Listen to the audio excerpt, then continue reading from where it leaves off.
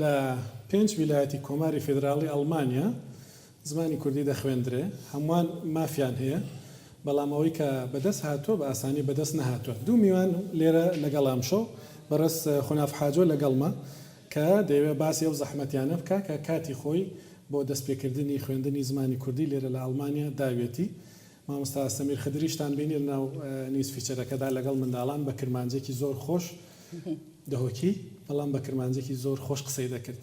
زۆر بەخێر بن هەردوو مامۆستا سەمیر قوتابخانە کۆتایی پێدێت ئەم ساڵ دەتوانین بڵین چەند کەس فێری زمانی کوردی بوون لە ئەڵمانیا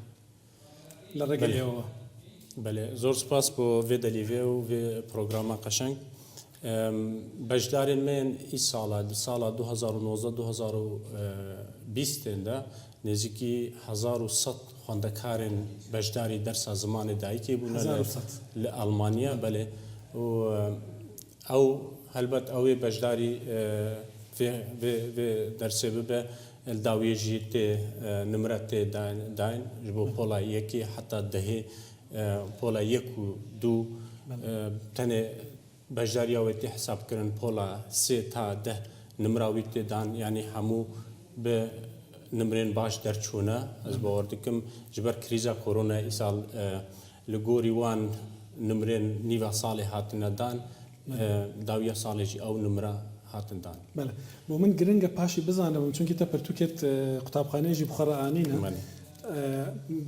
دەینانە پرتوکێن وسا پێویستی بە پسپۆڕی هەیە کێف پرتوکە دانانە چاوە هاتیە دەینان ئەس ئۆتۆماتیکی زانی لاجا من بۆ کورمانجی چونکی دزانم باشتر فێم ڕاستە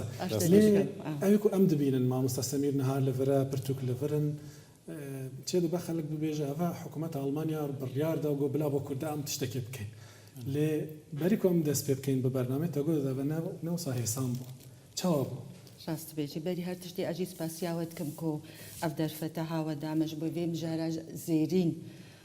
سرد لێمە و لێملەتی کورتەوە ئەسگارم کوردایی بێژیم ینی 2011 تالیا 2010 دەست پێ کرد بە ئیمێلا بە کارمەندیە یا خوندەکاران یا پەروەردەی ما بەدەست خست ماگاری بۆ ئەم دەست دەرسی خۆ بکەن ساڵا پاستا و 2016 گەلک زەحمەتی کارێکی زەحمەتی چ بوون دوور و درێژ کارێکی بەهێز و بێوەستا لە گۆڕ یاسا هون ینی مافە کووردا هەیە لەبەر بخوێنن ناوە یاسای ئەڵمانی مافحەیە دیاسادا هەر تشت هاتیە قەیدکردنجی هەر کەسێکی گۆ بخوازێ زمانی دایکی هین ببێ لەڤر کۆچبەریە ژێرەتکەوی ما پێشی کارێ بیرۆکراتیک کەتنە ڕیامەدا حتامە ئەو پێک ئالین حتا کۆ چ بێژم ینی حتا وەزارەتە خوێندەکاری بریار بە پشتگیریە زمانی دایکێ کوردی لە باژارێ بۆ خۆم و هێرنێدا ئەم کەتنە وارێکی دیدا خەباتی ئەو دەری بدەری مال بمال چوو ئەم زەدانە هەف ما 300 ئەمزێ زاروادانە هەر و ئەس نزانم نزیکە چەند مالبەت بوون و ژوێ دەمێ آخر پشتی گۆمە ئەمزەدانە هەبوو دڵخۆشیەکە مەزن و ملت گەلێکی دڵخۆش بوو دڵشا بوو شانازیەکە گران بوو بەری 4 ساڵان و پاشی ئیدا کارمەندیە خوێندەکەیان گوت گۆ ئەف کارێکی هێژا بووە ژمارە کرد لێ دوێ دڕیا خۆرە ئەم وان کاغەزا بشێنە دایک و باوانرە دوورکەیوان ئالی خوێندەکەیان و ئەف کاغەز لمەڤەگەرن فەرمی حیا ئەم کاربن بە فەرمی کۆمبوونێ بکن لە کیجا خوێندەکەیان دەرس زمانی دایکی کوردی بێنەدان نها ئەزی لەڤەر دژیم لە NRV نۆردراین وەستفال هەنێک جارە نامەتێن بە کوردی لەسەر هاتنە نویساندن بەحس کرد بەری کوم بینە ناف بەرنامێ تا گوت هەڤالێکی من هەبوو ئەم 20 ساڵ هەڤال بووین بە هەڤرە ڕێڤەبەرێ قوتابخانەێکی بوو چیرۆکاوی چاوە بوو کو ڕێگریل تەت کرد بۆ دەستپێکردنا خوێندنا کوردی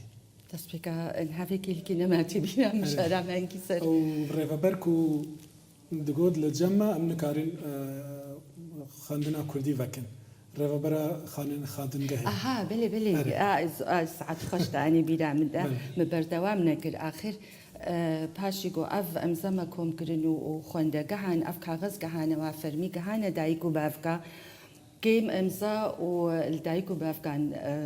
الخوندقهان الكارمنديا خوندقهان فقرهان ديسا ام كتنا واركي ديدا خباتي مجنودة سبيكرو ما اوجي بيك اني باشيغو هرتشت زلال بو سروكي كارمنديا يا خوندقهان يا پروردي البوخمي كو في جهرنا خوندقهان او خوندقهي وتخستن ملوا دانينا هرن هفدو ناس بكون جبو اودا ام تسليم بكن آخر ام تشون ام رو نشتنو جنا وقت قوتي سروكا خوندقهي وبي سالة ما هفدو ناس كر ام بافرا روش بروش تخبتن و از چوم مگو ام هاتنو و هرتش بریار هاتیا داین وزارتش کارمندیا پروردهش همیان ام هنها هاتنا بس ام لها ورن پلان و اودا بگرن ایکو ولا اودا نینن جهنينا او جي ما بتليفونا ما زلال كر لي تبي نبي جالي وي ومن فهنك حساسيتك تجيبو جو قالك كار سر ملي معايا زارو كان في وقتي جوارا باري واقرانا ودفي او كاسين باقجيت كان كليت نزان تشتبتكو مازن حميتها بليها فكري انت باشي كشف كركو تشتكدن هي ما تليفون كرو ما صافي كرو ما ودين خوا ستاندنو جو باشي نيرو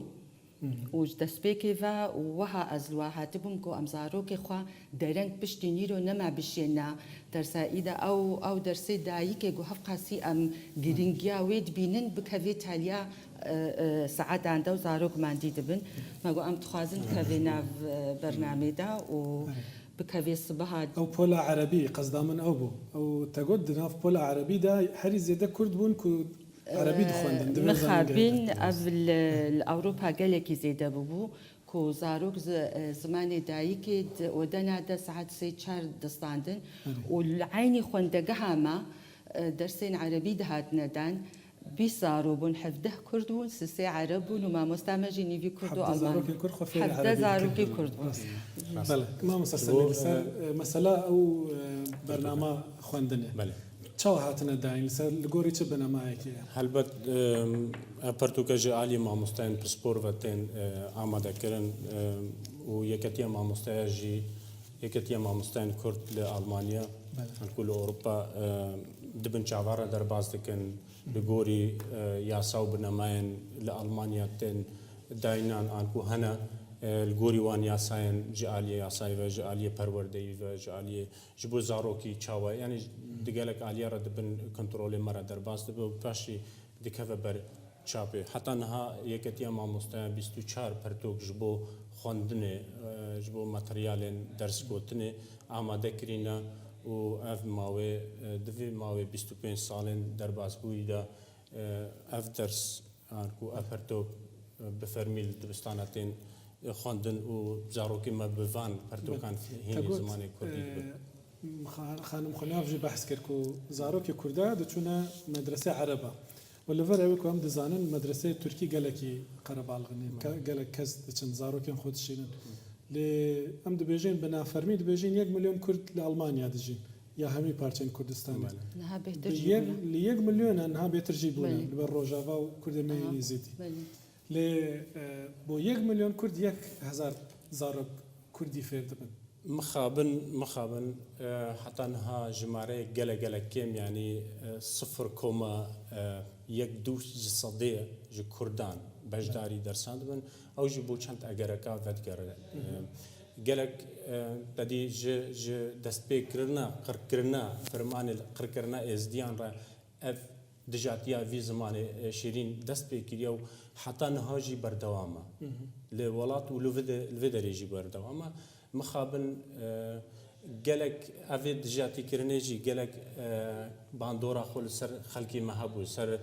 دروني خلقي مهابوية وتاوي حدي إدي خلقي باور كي إدي زمان كردي نزمانك أكاديمية نزمانك زانستية نزمانك أبورية إدي دبيجن أجر أم فجريان ولاتي خوجي إدي زمان كردي هردي سنة الودري نث زمان سربستا عنكو زمان الدولة أجبر ويكي جلك زاروك خالجي درس كردي دشين درس یا عربی آن ترکی آن زمانێکی دی و دەرسا کوردی لێ دەرێت مینە بەڵێ ببوورە خۆناف خانم نها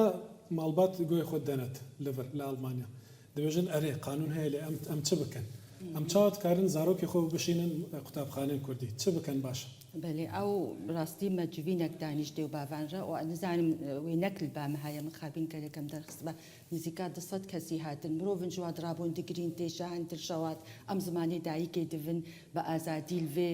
دەولەتێک و دەرفەدایەمە لێ مخابین وەکە مشتارە گوتی تالیاوێ وختێمە بدەست دەرساکر گەیم بوو ئەسکارم ژور بانگەوازیەکێ باکەم دلێ وان دێ و باوان بخمە جەهدا کۆزارۆکێ وان یعنی پێشەڕۆژێرەش ئاواکردە کەسایەتیاوارەش ئاواکردنا پێشەڕۆژێرە ژوارە دبێت ئالیکاریەکە مەزن بخۆ li bo xwe hêrnê 2 sal derfedaneme eger her 2 sala de hûn xwe baş nemeşênin em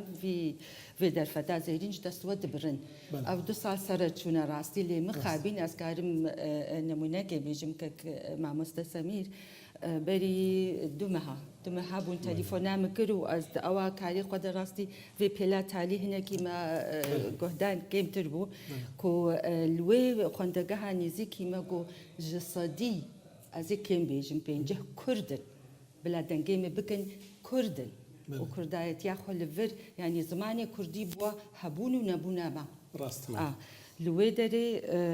hevkarê min dibêjin demama xelas bûye eger hûn bi Kurdî tune bêjine min çend îmza pêwîstin mesela kesek ku li Düsseldorf dijî çend îmza pêwîstin ku wekî dibêjin medresa Kurdî ve bibe li vir li gorî yasayê li qutabxanên seretayî 15 kes lazim e di gropekê de û li qutabxanên dî ji 5 heta dehê 18 kes êce mamoste jî ji bo ku şûl an ku rêveberiya perwerdeyê mamosteyekî bigere divê bi kêmasî çend saatek hebin ji bo yekê yani 28 saat hevkarê min dibêjin dem nema gelek spas xanim xunaf haco mamsa Semîr Xidir